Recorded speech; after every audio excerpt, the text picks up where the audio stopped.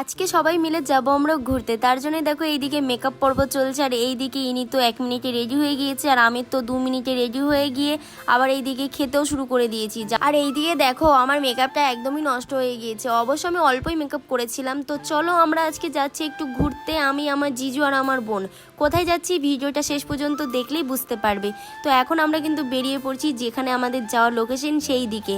আর যেতে যেতে দেখছি এতটা মেঘ করেছে, মানে বৃষ্টি এক্ষুনি পড়বে। বলতে না বলতে দেখো বৃষ্টি শুরু হয়ে গিয়েছে, আর বৃষ্টিতে আমরা পুরো ভিজে যাচ্ছিলাম। তার জন্য কিন্তু আমরা একটা বাস স্ট্যান্ডে এসে দৌড়ে এসে তাড়াতাড়ি করে এখানে দাঁড়ালাম, যাতে আমরা বৃষ্টির হাত থেকে রেহাই পাই। ও মা, যেই এসে দাঁড়ালাম সেই দেখছি আবার বৃষ্টি থেমে গিয়েছে। তারপর কি আবার আমরা বাইকে উঠে পড়লাম, তারপর আবার আমাদের লোকেশনে যাওয়ার জন্য রওনা দিলাম। আর সিরিয়াসলি বলছি আজকের ওয়েদারটা যে এতটা সুন্দর, কি বলবো, পুরো দিল খুশ খুশ। তো দেখো বলতে বলতে চলে এসেছি প্রায় অর্ধেক রাস্তা। আর এখানে এসে আমাদেরকে আটকে দিয়েছিল, এখানে হচ্ছিল চাঁদা নেওয়া পুজো, যেহেতু শিব পুজো তার জন্য কিন্তু এখানে চাঁদা নেওয়া হচ্ছিল। তো আমাদের যাওয়ার পথে দেখেছিলাম একটা সুন্দর মন্দির। এই মন্দিরটা তোমরা সবাই হয়তো চেনো না, তাই তোমাদেরকে দেখিয়ে দিচ্ছি। এটা হচ্ছে আমাদের এখানেই কাছে একটা মন্দির, যেটা খুবই সুন্দর। এটা হচ্ছে ভেদিয়ার একটা শিব মন্দির, যেটা খুব সুন্দর একটা মন্দির, আসলে পুরো মনটা শান্তি হয়ে যায়।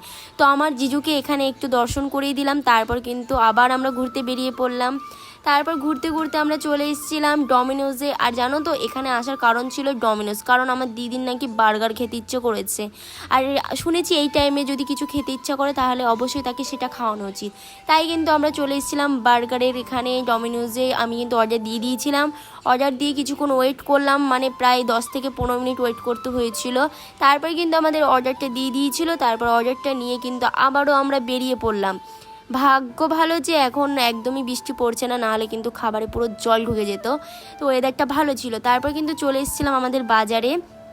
এখান থেকে কিন্তু বিরিয়ানির চাল নিয়ে নিয়েছিলাম। আজকে রাতে হবে বিরিয়ানি।